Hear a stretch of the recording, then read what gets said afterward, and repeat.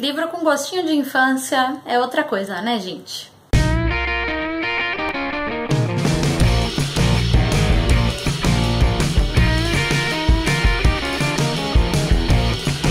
Oi, gente, tudo bem?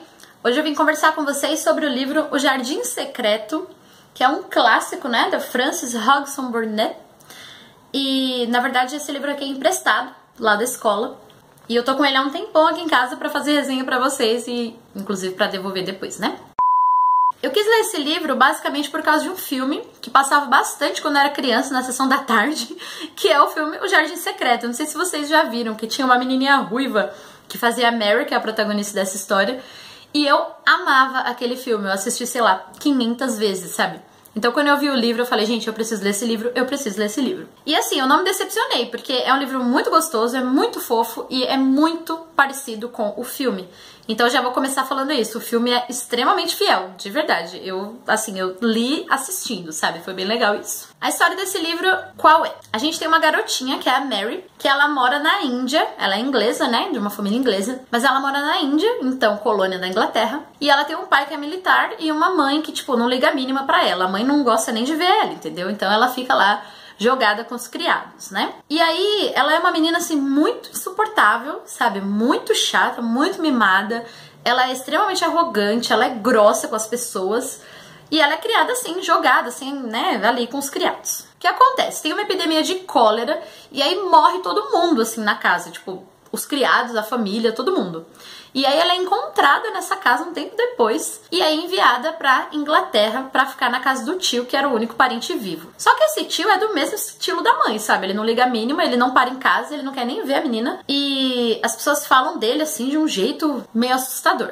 Depois a gente vai descobrir que, na verdade, o problema é que esse cara ficou viúvo e ele era, assim, louco pela esposa e desde que ela morreu ele se fechou, ele ficou extremamente amargo, assim, ficou uma pessoa diferente, né? Mas ele não é uma pessoa ruim nem nada disso. De qualquer forma, a Mary vai se ver num casarão lá no interior da Inglaterra, que é uma casa, tipo, gigantesca, uma mansão, com um terreno maior ainda, cheio de jardim, cheio de planta e...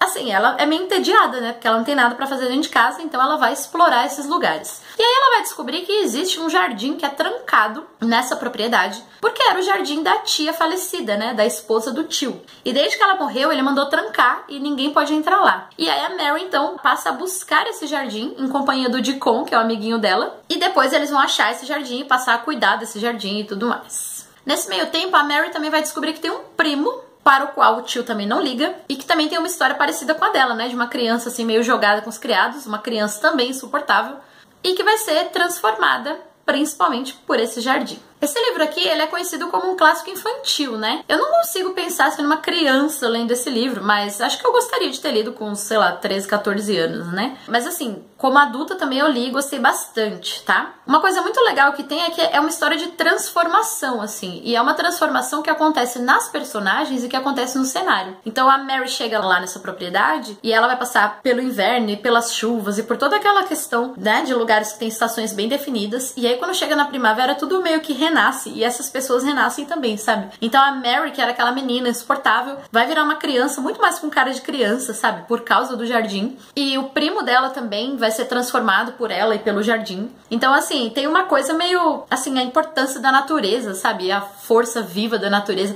Meio hippie, né, gente? Eu sei, mas fazer o quê? É isso, gente. A vida é isso.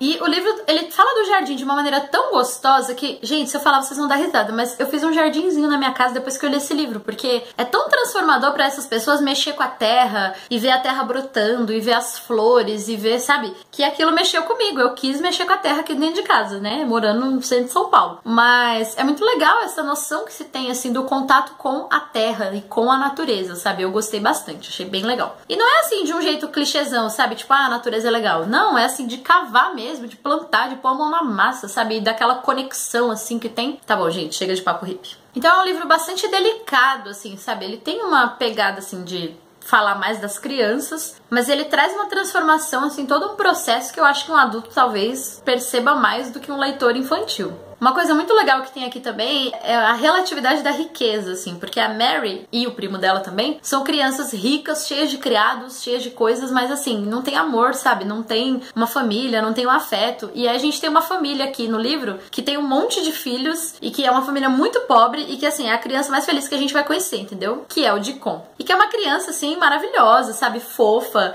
que conquista todo mundo, que se dá bem com os animais, que sabe cuidar da natureza. E que essa criança vai transformar também a vida da Mary e do primo dela, né? Enfim. Então tem uma questão muito legal, assim, sabe? De relacionamento e da importância do afeto. Eu sei, né? Pode soar meio bobinho, mas afinal de contas é uma história sobre crianças, né, gente? Agora, assim, não é um livro leve, sabe? Também é uma história sobre perdas, né? Porque a Mary perde a mãe, perde a família toda. E o primo também que perde a mãe. E o tio dela que perde a esposa. E a gente tem, assim, outras pessoas na casa que são atingidas também, sabe? Por essas perdas, por essa amargura que fica. E é muito legal sobre como o jardim vai influenciar todas essas pessoas e vai transformar ali todas essas vidas, né? Que estão, assim, vivendo um longo inverno e vão florescer, sabe? No final do livro. É muito legal esse processo de transformação das coisas e das pessoas, assim. É uma coisa, tipo, tudo se transforma na natureza. A única coisa que eu achei meio chata aqui é que, assim, até, assim, 80% do livro ele é perfeito. Só que aí no final tem uma forçação de barra, assim, num sentido meio místico, sabe? E eu não gostei muito. Vai ter uma... Eu não sei como falar sem dar spoiler. Digamos que vai começar a aparecer, assim, uma espécie de entidade ou uma influência mística ali na vida dos personagens que eu achei totalmente desnecessário, sabe? Acho que não tinha nada a ver.